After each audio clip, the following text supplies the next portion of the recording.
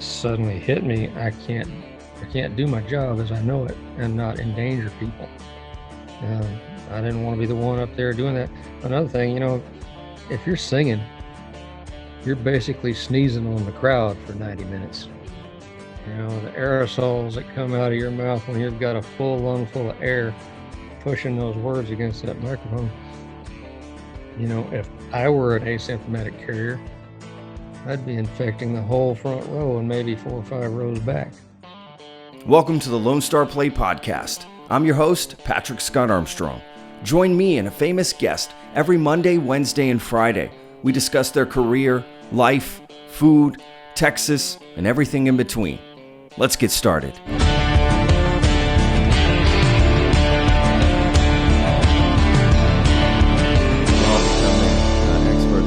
What do you think about the live streaming? Have you enjoyed that? I really do. Actually, I never liked house concerts before because they're just a little too intimate, but I like these house concerts where we're all in separate houses. Yeah. Kind of like being Mr. Rogers, a little more twisted. So you said you don't like house concerts normally because they're too intimate. That's usually the opposite. I much prefer the protection of a tall bandstand and a couple of monitor speakers I can kick over at people if I need to. Don't have that in the house concert. Have that in the house, and it's just too close. And I like to have something else going on too. I mean, the touring business was symbiotic with the bar business, and I don't want the whole focus to be just on me. I like it if somebody's selling alcohol, that's a good thing. Oh, I see. Okay, well that's really cool. With a house concert or a private show, you're sort of owned for the evening. Yeah. And whereas with a club show, you're in partners with the club owner and the promoter. You're trying to sell seats, he's trying to sell liquor, and it feeds off each other. And I just prefer that way, and I don't think that's going to come back for a good while, but it was fun. That's an interesting take on that, on the house concert. I never heard that angle before. How you define house? Like some house concerts, they just sell tickets and you get all the money, and that's nice. Yeah. Or you get a bunch of it. But then they're like private shows where it's usually some wealthy person, and you charge them as much as you possibly can. You try to price yourself out of the market completely so you don't have to do this. But then maybe they got deep pockets and you need the money, so you go do it, and nobody listens to you all night long because they're just friends of the host. They don't care about the music, and it's okay. You have to do that sometimes, pay the bills. Sure. But I'd much rather work with a promoter or a club owner, even if they're a little bit crooked, because sometimes you're better off. You make more money with somebody skimming a little bit than you do with an honest guy that doesn't know how to promote a show. Boy, that is an interesting angle as well. Trade relations, Yeah, that's very interesting. But it honestly, it kind of makes sense, right? If you have somebody that doesn't really know what they're doing, they're probably not going to do very good at promoting the show. Yeah, I like honest people too, and there are promoters that are totally straight up and really good at what they do, and then there are those that we used to refer to as, he's a crook, but he's our crook. You have to weigh there's no set rule. You do it. How do they do it? How do they skim? Is it like off of the sales of the door? You might not count the door quite exactly, or there's little things worked into the settlement. There's charges for ushers or something like that. You think I get ushers at my shows? You got to watch it, but. Boy, that's there were crooks that we used to love to deal with, and then there were some that we didn't, and they were the only game in town. Yeah, boy, that is a really interesting take on both of those things, and I like them. I like this angle. It's new. But that's all businesses, is it not? Yeah, that's true. That's true. I ran a business here in Austin. I think we might do better dealing with China and even though they rip us off a little bit, it's about cash flow. And somebody with much better economic sense than I did once explained to me that there's a fixed amount of capital in this world on any given day, and when it quits moving around, really bad things happen. Yeah. And there is a limit to how much graft you can take. It's going to get counterproductive at times. And we complain about NATO not paying its fair share for its own defense. Well, but I think we're better off with a stable Europe, even if we're paying a little more than it says we're supposed to on the paper. Sure. Yeah, that's kind of like life, right? You take some hits and misses, and sometimes it's better to absorb some of the hits. And I'm not advocating crime. Sure. I just think, you're going to run into some of it. You want to limit it. At the end of the day, you have to think what's best for you. And beyond that, what's best for the world? Sure. It's all interconnected right now. There's we can't pretend to be Fortress America. Yeah. It's been a long time since we could pretend that. That's true. Yeah, let's, we actually on this podcast, I know some podcasts try to avoid certain subjects, but we're actually just very open to everything and anything that, somebody wants to talk about. And I've noticed, that you actually have some political history, some of your albums, some of your songs, you're not afraid to get down and say what you mean and stick up for, and I love that. I love that about you. One can't, you're only here for a certain amount of time. You got to do what you can while you're here. Yeah. And I've done better by trying to be honest about how I feel. I don't believe in this musicians should stay out, stick to music. Who came up with that? I mean, if you're going to keep politics out of music, then you can't listen to Woody Guthrie or Bob Dylan or the Dixie Chicks or Toby Keith or Ted Nugent, or Merle Haggard. Careful what you wish for. Everybody's got an opinion. And, I'm not really worried about losing fans who don't like my opinion because I've been steadily losing fans since 1989. I still seem to be doing okay, relatively. You're doing great. So what are your thoughts on, I bring that up because I'm curious of what your thoughts are on the current landscape, This is insane. I mean, yeah. It's not limited to the States. I mean, this is sort of this nationalistic populist thing. It's a worldwide phenomenon. We've all gotten tribalized. See, that's a weird term, but I know what you mean by it.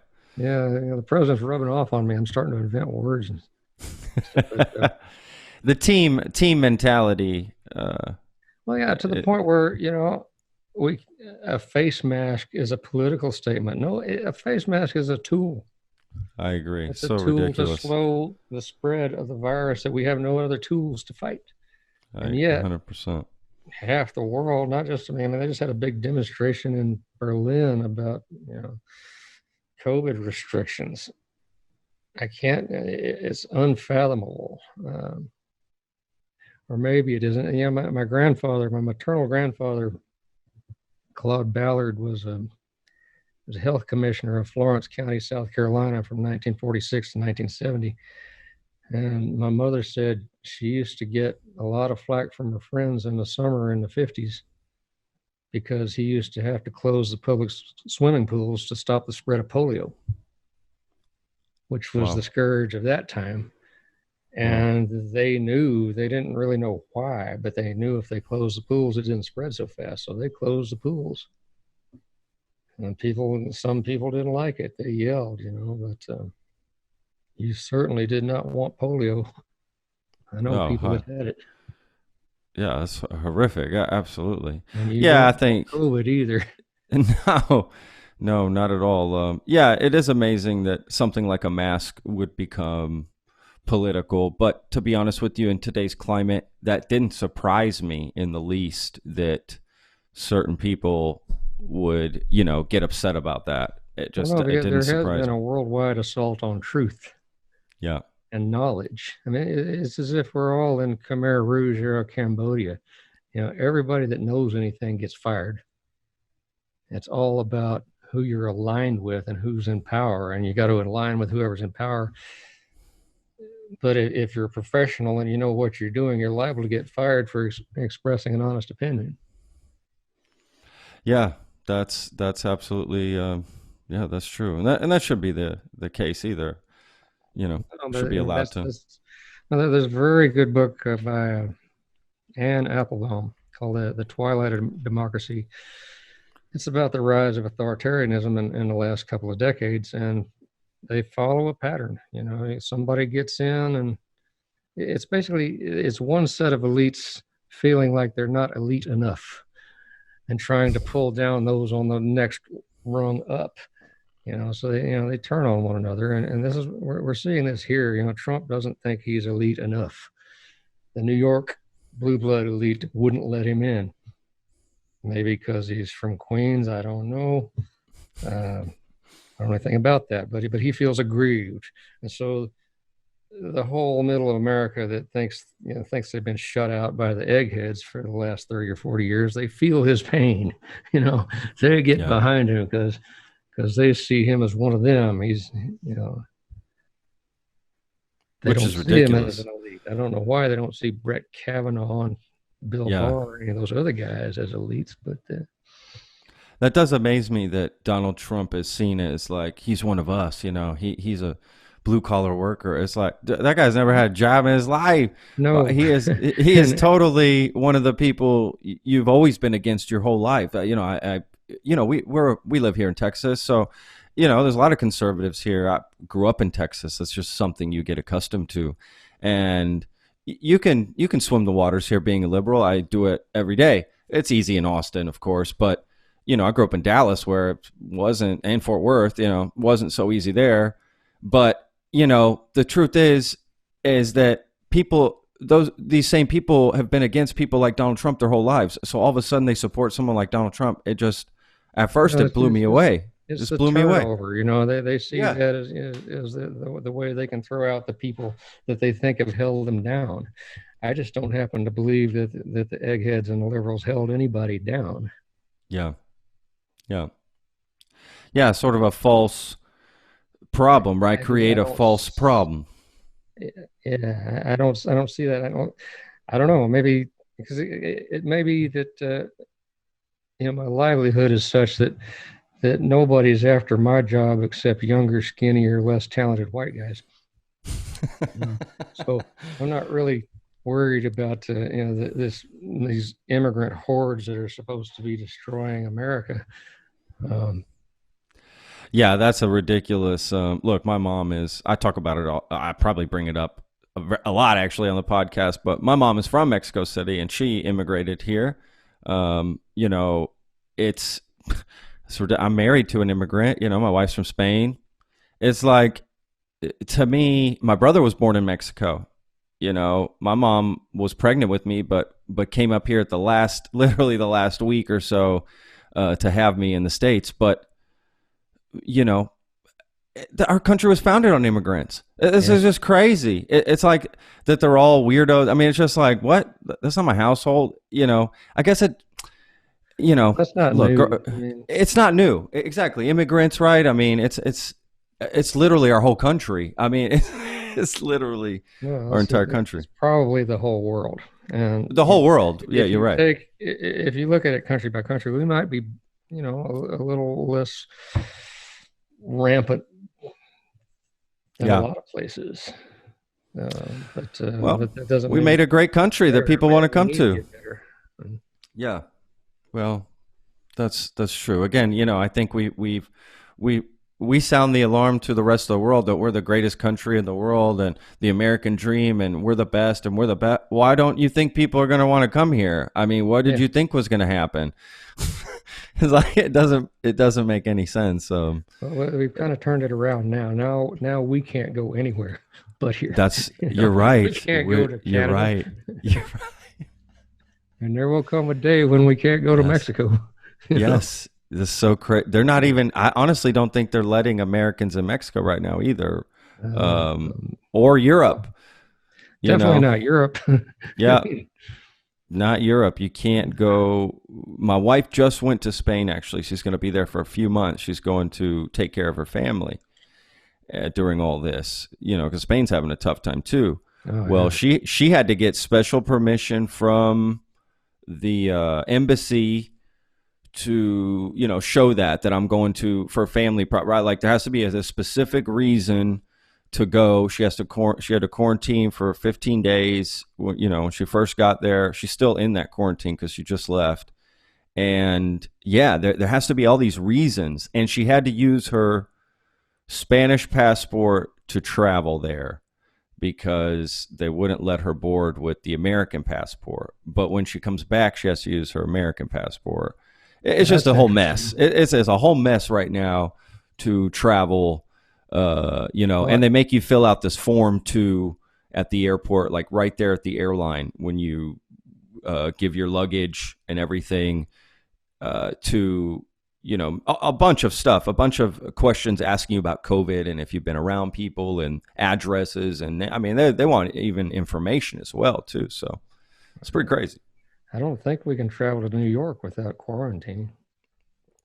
Yeah, Maybe you might New be Mexico right. too. I don't. You might be right. It's crazy. You might be right. Texas too, right? Texas is a hot spot.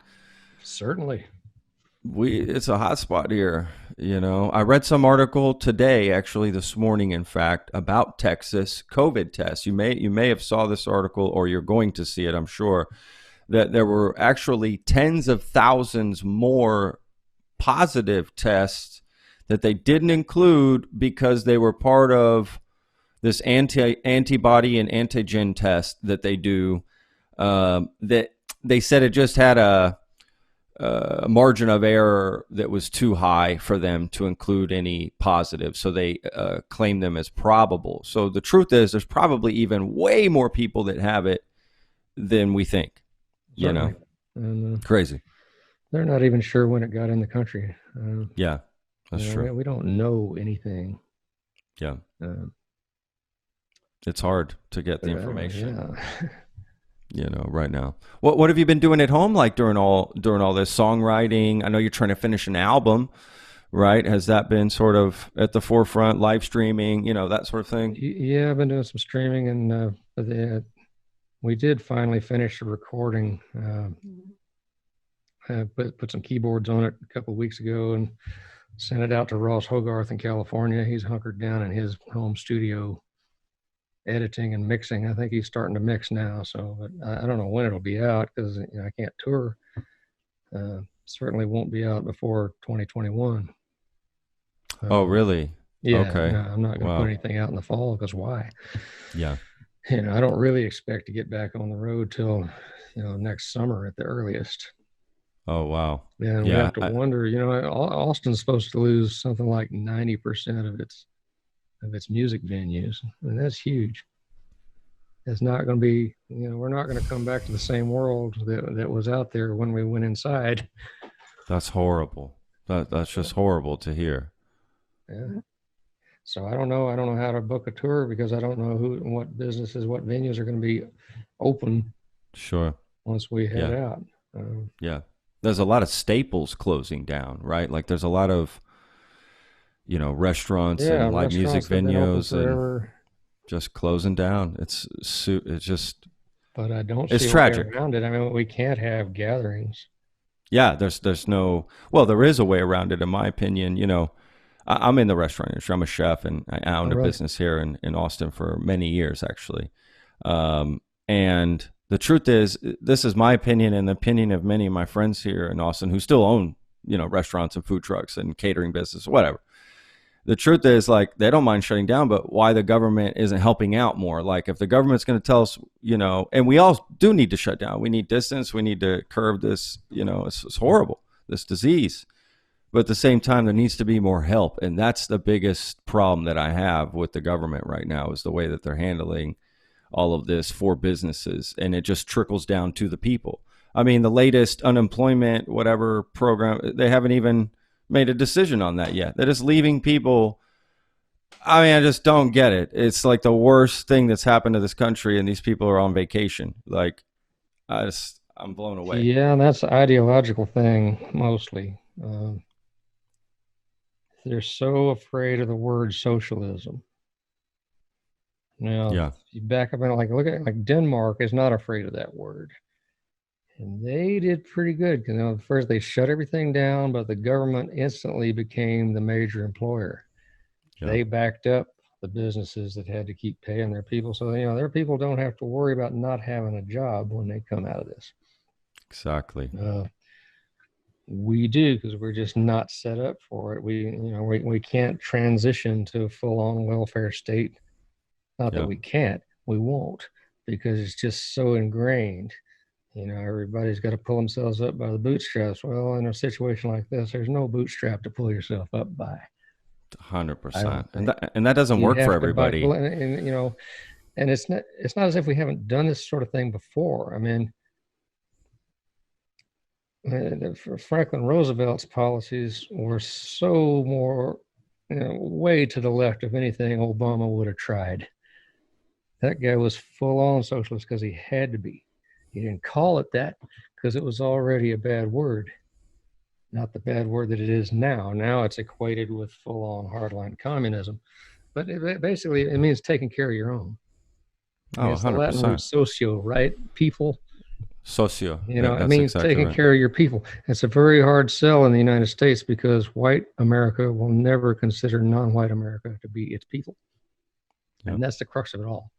sure. And we're seeing that played out more and more every day. It's all about racism. Yeah. Yeah, yeah, you make some great points.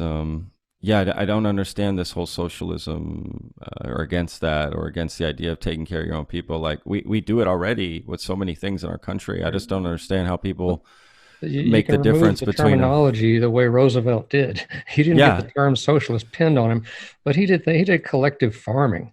I mean, if you read Johnny Cash's autobiography, he says it flat out. He's from a place called Dyess, Arkansas, which he said was a New Deal socialist experiment. And I don't know if it worked, but it gave us Johnny Cash. You Whatever. then that That's who I worked wanted then. to be when I grew up. Yeah, Didn't work out, yeah. but you know, did what I could. Oh, you've done great. But I don't care if you call it socialism or what you Yeah, call it. You got to do what works. 100%. You got to We got to find take care of something each that other. works, and you're not going to do it just by bailing out corporations. You're going to have to take care of the people that work for the corporations. It That's looks to right. me like if we can build a F-35 and send it around the world to blow stuff up with very expensive ordnance, we could figure out how to take care of the people. 100%. If we can build bombs, we can build schools, right? Free I'm not schools and arguing against the military-industrial complex either. Maybe we need those things for something, but sure. they're real expensive, and nobody bats an eye about doing that. I So agree. how about we take care of the people? I agree. You know, this is a Get us point I back to always the $600 a week. That is, my crucial. girlfriend's on unemployment. She's a service industry worker, Oh, you know, really? and so our household income is now slashed, and she didn't get fired. She didn't quit her job. Yeah. She still has a job officially, but the club she works for is closed indefinitely Yeah. until they can figure out a way to come back safely, which, you know, and that's the plight of the whole service industry, basically. Yep. Either you have to go to work at 50% capacity, which in the States means you can't pay your bills because our servers work for tips. Yep. They're paid so much less than minimum wage. And if they're working for 50%, a 50% cap, that's they might get half the tips they used to. Yep. They might not even get that. Servers are treated as second-class citizens in this country. I've seen it over and over. People don't think they have to tip because why? Well, because that's what they work for. In Europe, servers get a decent living wage. They get, benefits. They got government health care. They don't have to worry about going bankrupt for illness or injury. Yeah, that's We're right. supposed to be saying, why don't we have that? Because they'll call it socialism, and somebody won't make as much money as they used to. somebody that's already got plenty of money. Yeah. Yeah. It's I've worked both systems. I worked in Spain as a waiter and a cook, and Wow, where'd you uh, work? I worked all over Spain. I was there for years. I worked in Granada and Galicia mainly. Because I was in Madrid the summer of 1980, and one of the things I remember, everything was so cheap then. A paella for two was 250 pesetas, which is about $2.50 US at the time.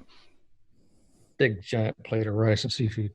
But one of the things, um, the family that I lived with, there was a young couple, and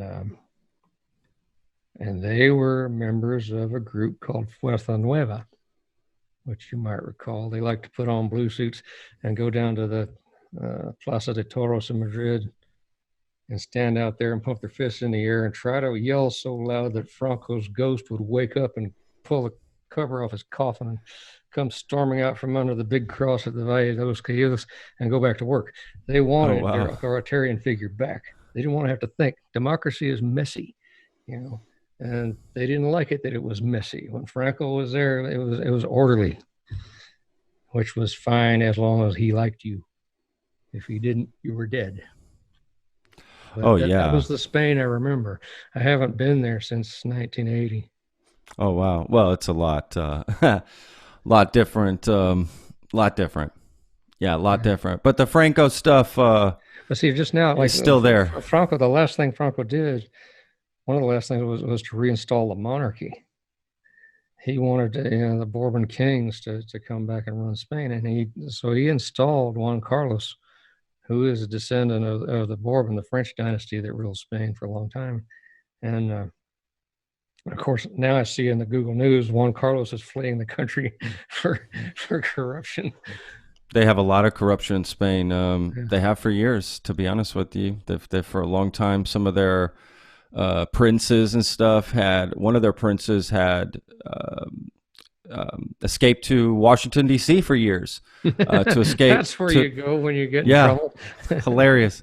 While I was living in Spain, he did that. He had robbed, millions and millions of euros and fled to Washington D.C. to sort of try to escape prosecution. They ended up getting him and everything. But yeah, Spain has dealt with some major corruption, just like any government. But because it's a smaller country, I guess it makes a bigger impact, and it's not going well with the people of Spain right now. I mean, again, my wife is already back in Spain with her family and stuff, and we've talked about that. It's a nightmare. To be going through all of that and then have that right at the same time is just horrific. So, but I'm glad you enjoyed Spain, and glad you had good memories from there. Oh yeah, it was a fine country. Um, Yeah, it's a great I place. Well, you always should go wanted to back. go back. I thought about going in the army for because maybe they'd send me back there, but I thought, nah, nah. What are the odds? What are the yeah? Probably not to Spain, right? Like And then some all about that beachside. time the invasion of Grenada happened. So, yeah, Oh, maybe a good thing I didn't. I think so. I think music was where you were meant to be. You Yeah, know. it would be. It Have, would have been nice to have a marketable skill, but you know, you don't know. They teach you how to fix trucks in the army and stuff like that. But That's true. That's no, that true. was that was. See, I remember that very vividly because before Grenada, we had actual on the ground freelance war coverage. Like Vietnam didn't end because kids marched in the street. It ended because Walter Cronkite and his generation got enough of it. But part of it was those really depressing all that footage they sent home on the 6 o'clock news. I mean, you saw soldiers who were either tired and depressed and bored walking along a dusty road, or scared out of their minds getting shot at, and it was real time. And then right before the Grenada invasion, a bunch of Marines died in a truck bomb in Beirut. Ronald Reagan had sent the Marines into Beirut as a symbolic presence, as he said. And some snipers didn't get the memo. And so they lost a bunch of guys before the truck bomb even. And at that time, reporters were allowed to walk around with cameras and just talk to anybody they wanted to. And they were talking to the Marines, and the Marines were talking back. They were looking in the camera and say, "Why'd you send us? This is not our mission." You know, they had them on low ground defending an airport against hostile forces on high ground. They weren't allowed to go out and take the high ground to suppress the fire.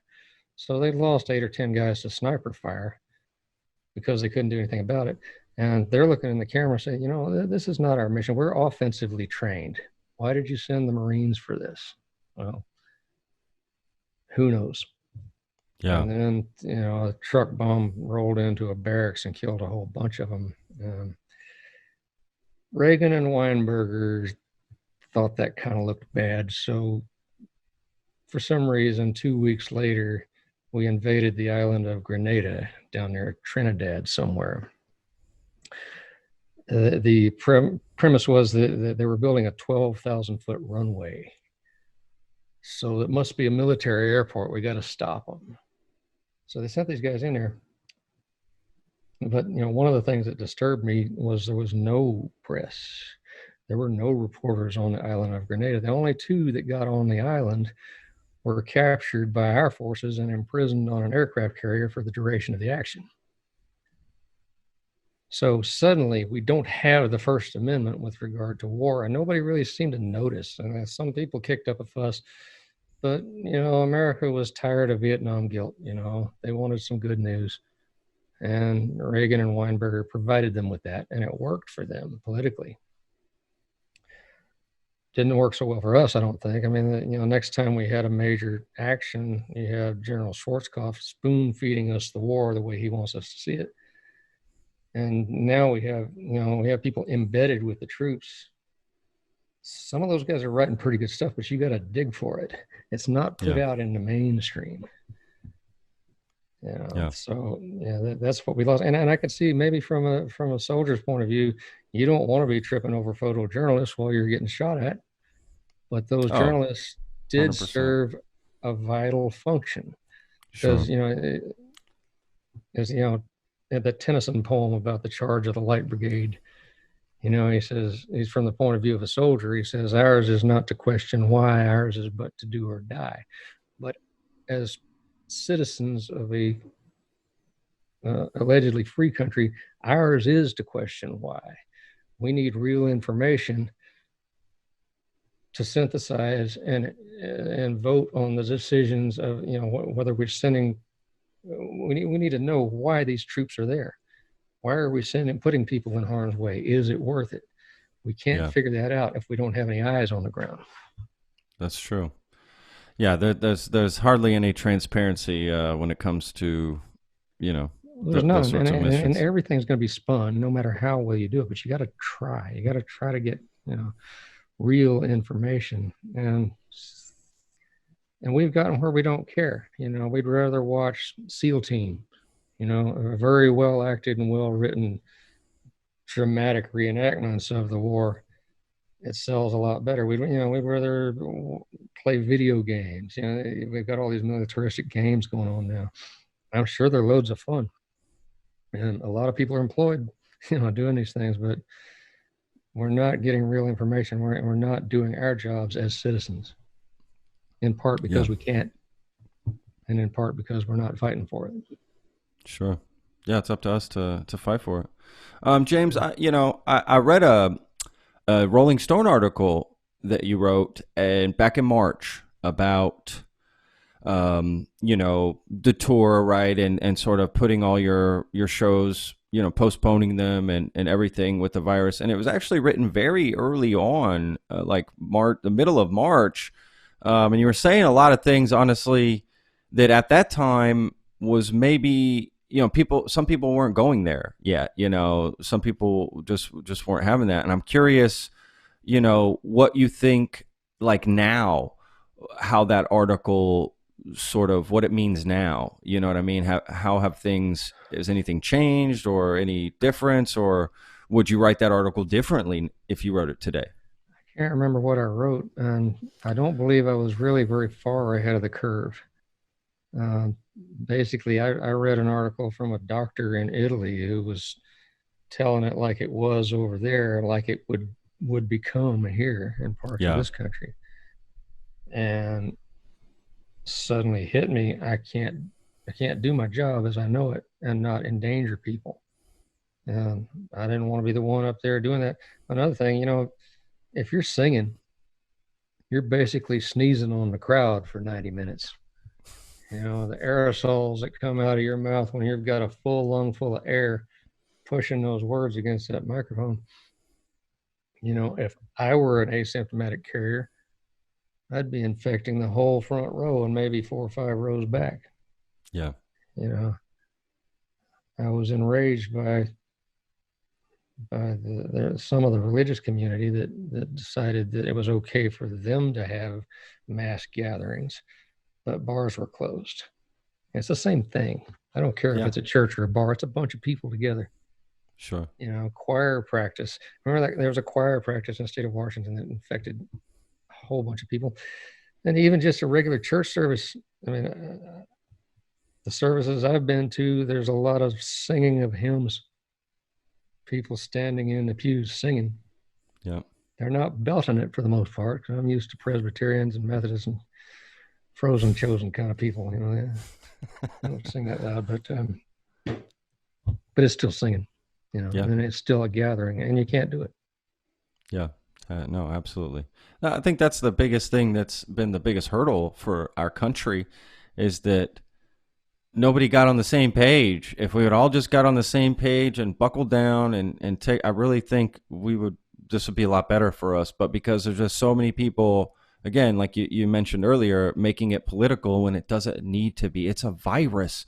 It's not political. It doesn't care if you're Republican, Democrat, religious, not religious. It doesn't care about anything except can it get in you and replicate and kill you. Like that's all it wants to do. Well, see, it doesn't necessarily want to kill you, but sometimes Or it wants to survive. It inevitably would kill you unknowingly. It doesn't matter to the virus, right? It has no feelings. It has no. Well, and no consistency either. Even people that don't die from it, some of them get messed up pretty bad, and we don't know what the long-term effects of even a mild case are. We just don't know. That's anything. true. So when That's we have to implement the social distancing measures, now it's turning out to be even harder than we thought. I think, because a lot of the countries that initially did well, like Japan, for one thing. I mean, Japan didn't shut down, but everybody put a mask on. That's right. And they did pretty well for a long time. But now there's a second wave coming around. I don't know whether it's because people are getting complacent or the virus is changing. Who knows? I mean, it would still be a mess, even if we'd done everything perfect, but it wouldn't be nearly the mess that it is, I don't think. I mean, again, if we had the government really stepping in and taking care of us, it wouldn't be an issue so much. It would be difficult, right? It would be difficult. But at the same time, we'd be getting through it, and people wouldn't be worried about being evicted and where's the next paycheck coming from and how am I going to feed my family. And, it's insane right now. It's insane to me that it doesn't need to be difficult, but the government is making it more difficult for us. I just find that fascinating. Like they knew that the benefits for unemployment were going to end on the 31st since they enacted it. They literally knew from the beginning when it was going to end. And the Democrats put up a proposal months ago in May. I'm blown away. I'm just blown away how the day comes and they're like, well, we haven't got a deal yet. You've had months to make a deal and you have nothing. It's crazy to me. Well, the Republicans would have to break character to go along with that. And they're just not going to do that, whether it's practical or not. I don't know what algorithm they're going by. But it's frustrating. As far as we don't really have a government because we don't have leadership in the government. I agree. Top down, really need. The president really has to step forward. He can't save everything by executive order, but he needs to unify the country, and this guy makes no attempt at it. He just did an interview basically saying like, and he keeps doing them saying like, we're fine. Everything's fine. We're doing great. We're number one. It's like, Yeah. are you crazy? We're not doing fine. We're number one for all the wrong reasons.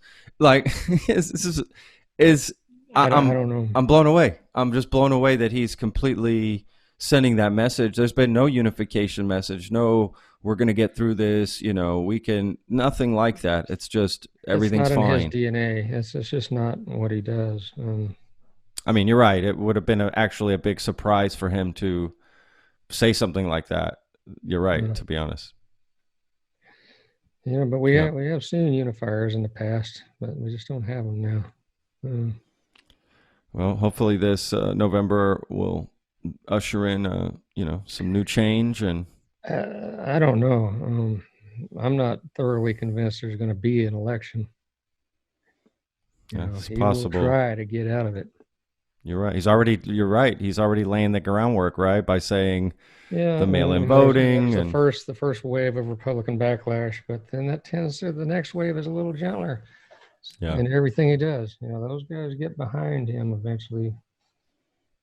I think it'll all come crashing down on him, just like everything else in his life. Eventually, the facade eventually it gets exposed. Eventually, it does. It always fails. He may be at the pinnacle where there's no next thing he can go on to lose himself. But it's very strange. I remember when he bought the Eastern Shuttle because he wanted an airline. And the Eastern Shuttle was a really excellent service in its time.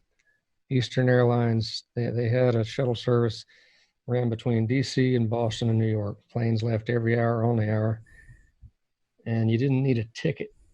You just showed up, and there was no security in those days. You just walked out there, and you gave them $50, cash check. Well, yeah, there was a time when they would take checks. My father remembers that. When I got there, started using that, you had to have a credit card or cash, but you gave them the $50, and if the plane was full, you waited an hour and got on the next one. And it went all day long, and it was always full because nobody had invented the fax machine or email yet. And so there were people in New York and DC and Boston that needed documents signed and back on their desk by the end of the day. So those planes were always full of couriers with briefcases under the seat in front of them. And, they'd fly DC to New York, cab into town, get a bunch of documents signed, go back out, fly back. And then somebody invented the fax machine, and suddenly the planes were empty because you could just fax your stuff anywhere in the world and get it back. So, and that's when Trump bought it. And suddenly it went from $50 to, I don't know, 100 and some. I think I flew on it once before it went belly up. But I remember once being in LaGuardia, and it's coincidental because like a week before I'd been on a plane that tried to land at DFW and had to abort the landing. It was a night landing, and suddenly we're flying past even with the control tower, and the captain says, well, I would have landed, but somebody left a plane parked across the runway, and I didn't think it was a good idea. So that had happened. Then a couple of weeks later, I'm at LaGuardia, and I'm waiting on the concourse, and I hear everybody going, look, man, that guy aborted. And I look up, and there's a Trump plane, big white plane with Trump in big letters buzzing the runway at about 200 feet, having aborted. And an aborted landing at LaGuardia is really, really dangerous because you got to go back up into traffic from 3 major airports and hope you don't hit anything.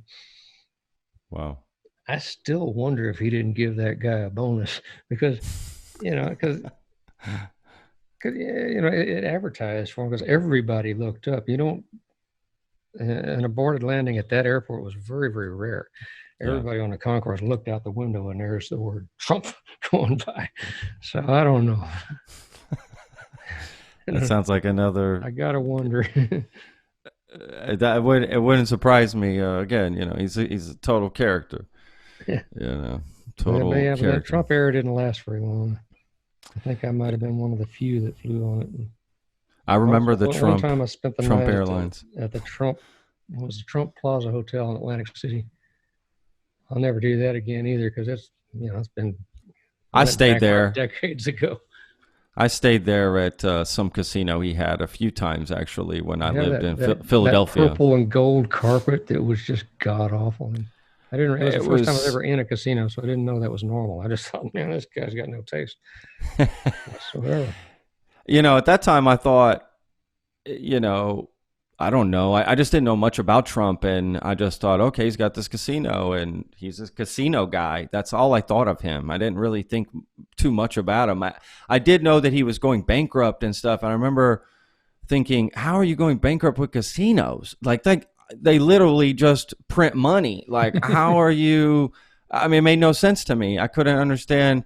Now, if you've been to Atlantic City, like you have, it's not the greatest city in the world, and probably the best part about it is the casinos, at least when I used to go, which was like 2006, 2007, 2008, that time. And it was run down except for where the casinos were. Everything, it reminded me of Back to the Future 2, when Marty McFly goes to see Biff and the whole town's like on fire except for his big casino hotel building. That's what it reminded me of when I would go to Atlantic City. That's what it seemed like. So yeah, I didn't spend much time there. I played up and down there around Asbury Park, but a lot of that is pretty dilapidated. But yeah, I mean, maybe they've changed it. I don't know the business culture of New Jersey. I don't know what's going on there. Me neither. This is the only reason I went to New Jersey was to go to Atlantic City. It's not like, I don't know many people who were like traveling through New Jersey to see the countryside. It's like half swamps anyway. Some of it, yeah. I mean, I actually like that country, the Pine Barrens down there in the middle. Every now and then we'd go across there trying to get from Philadelphia to Seabright or whatever little seaside gig we had to do. I mean, it's funky and weird, but I like it down there. I mean, I like Asbury Park and Neptune. Oh yeah, all that country. Yeah, absolutely. No, it's a great part of America, to be honest with you. Living up, it gave us Springsteen. Yeah, that's right. Gave us a lot up there for sure. Absolutely. Well, James, I really appreciate you taking the time today to talk to us. I wanted to, before we go, I want you to, if you want, just tell people how they can connect with you on social media or online, how they can get your live streams, that sort of stuff, how they can connect with you. I would just go to jamesmcmurtry.com and there's a Facebook link there, or you can just get on Facebook and go to my page. It's a business page, so it's all business. That's right. Actually, it just means you can't friend me, really. That's right. I don't really, I don't need friends in that sense. You didn't grow up with all that, so it's all. Yeah, I don't know. I don't understand Facebook culture, but I have to be part of it because that's what you do now. That's the world. It's the world we live in.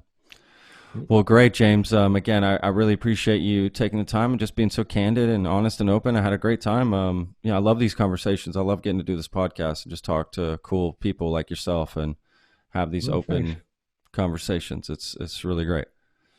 So there's a bunch more of them in Austin you can talk to. Oh yeah. Thanks for doing this. Thanks for having me.